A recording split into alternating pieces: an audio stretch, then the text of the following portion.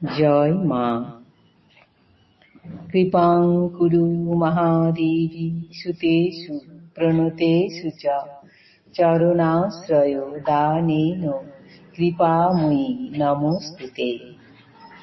স্বামী পূর্ণাত্মানন্দ মহারাজের লেখা চিরন্তনী সারদা নামক গ্রন্থ থেকে আমাদের পাঠ চলছে। আজকের পাঠের প্রবন্ধের নাম মাতা ঠাকুরানী, স্বামী বিবেকানন্দ ও স্বামী ব্রহ্মানন্দের দৃষ্টিতে। স্বামী বিবেকানন্দ ও স্বামী ব্রহ্মানন্দ আধ্যাত্মিক জগতের এই দুই বিরাট পুরুষের দিব্য আন্তর্জীবনের গভীরতায় এবং প্রসারিত ধ্যান ও দৃষ্টির স্বচ্ছতায় শ্রীমা কোন অপরূপ আলোকে উদ্ভাসিতা ছিলেন তা কি আমাদের পক্ষে অনুধাবন করা সম্ভব? তবু শ্রী মায়ের সঙ্গে তাঁর এই দুই প্রিয় সন্তানের সম্পর্ক সংবাদ, শ্রী মায়ের প্রসঙ্গে তাদের নানা উক্তি ও আচরণ আমাদের মাতৃ অনুধ্যানে পরম সহায়ক। রামকৃষ্ণ সৌরমণ্ডলের এই দুই অত্যুজ্জ্বল জ্যোতিষ্কের বিকীর্ণ কিরণ রেখাগুলি কিভাবে রামকৃষ্ণ সংঘজননীর চরণ স্পর্শ করে ঊর্ধ্ব শিখায় আরতি করেছে তার কিছু বিক্ষিপ্ত সংবাদ ভিন্ন আর কিছু আমরা উপস্থিত করতে সমর্থ নই। প্রথমে স্বামী বিবেকানন্দ। 1890 খ্রিস্টাব্দের 14 ফেব্রুয়ারি গাজীপুর থেকে স্বামী বিবেকানন্দ শ্রীরামকৃষ্ণ দেবের অন্তরঙ্গ গৃহী পার্ষদ বলরাম বসুকে লিখছেন, গিরিশবাবুর সহিত মাতা ঠাকুরানীকে কলিকাতায় আনিবার জন্য আপনার কি মতান্তর হইয়াছে? গিরিশবাবু লিখিয়াছেন, সে বিষয়ে আমার বলিবার কিছুই নাই। মাতা ঠাকুরানীর যে প্রকার ইচ্ছা হইবে সেই প্রকারই করিবেন। আমি কোন নরাধম তাহার সম্বন্ধে কোন বিষয়ে কথা কহি?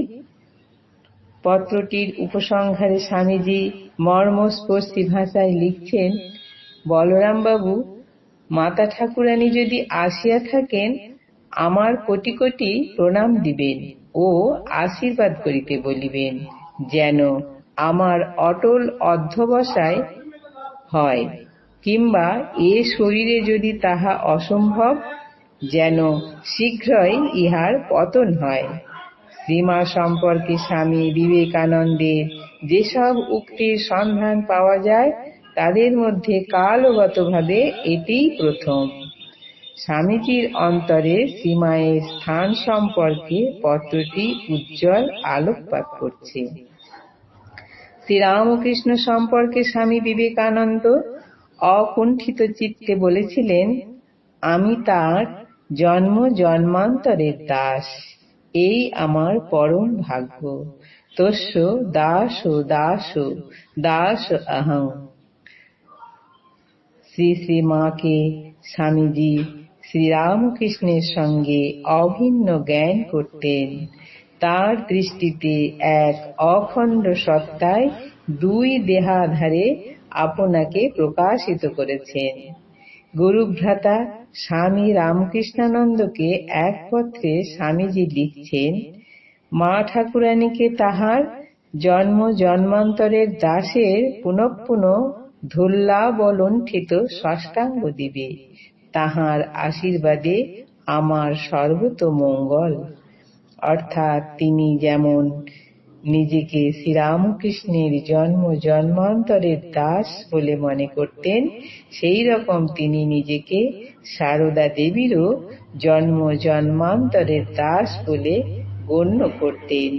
শ্রীরামকৃষ্ণের উদ্দেশ্যে রচিত তার বিখ্যাত কবিতা গাই গীত শোনাতে তোমায় এই সাক্ষ্যই বহন করছে। কবিতাটির প্রথম স্তবকে তিনি লিখেছেন, দাস তোমা দোহাকার সশক্তিক নমি তব পদে। 1895 খ্রিস্টাব্দে স্বামী রামকৃষ্ণানন্দকে স্বামীজি লিখেছিলেন শাকচুন্নী অর্থাৎ অক্ষয় কুমার সেন, যে ঠাকুরের পুঁথি পাঠাইয়াছে তাহা পরম সুন্দর, কিন্তু প্রথমে শক্তির বর্ণনা নাই, এই মহাদোষ। দ্বিতীয় এডিশনে সংস্করণে শুদ্ধ করতে বলবে। এই প্রসঙ্গে স্বামী শারদেশানন্দ লিখেছেন, শ্রীরামকৃষ্ণ পুঁথি লেখককে স্বামীজি ব্যগ্রভাবে নির্দেশ দেন পুঁথিতে ঠাকুরের সঙ্গে মায়ের স্তব অন্তর্ভুক্ত করিবার জন্য। স্বশক্তি ছাড়া ভগবানের উপাসনা হয় না। তারপরে সংযুক্ত হইল জয়মাতা শ্যামাসুতা জগত জননী রামকৃষ্ণ ভক্তিদাত্রী চৈতন্য দায়িনী। স্বামীজি নিজেও তার রচিত ঠাকুরের আরাত্রিক স্তবে মায়ের বীজ মন্ত্র হ্রিং সংযুক্ত করিয়া দেন। আজ এই পর্যন্তই। জননীং শারদাং দেবীং রামকৃষ্ণং জগদ্গুরুং পাদপদ্মে তয়োঃ স্থিত্বা প্রণমামি মুহুর্মুহুঃ। জয় মা।